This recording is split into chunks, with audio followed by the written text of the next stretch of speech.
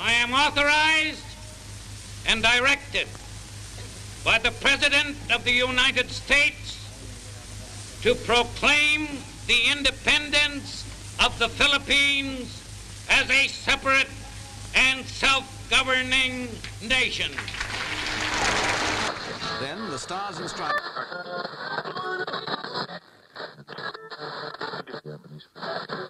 Pilipinas, tunay kang habang malaya.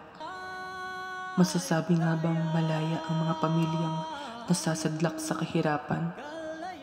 Masasabi nga bang malaya ang mga batang hindi mabigyan ng maayos na edukasyon? Masasabi nga bang malaya ang mga taong silaw sa kapangyarihan?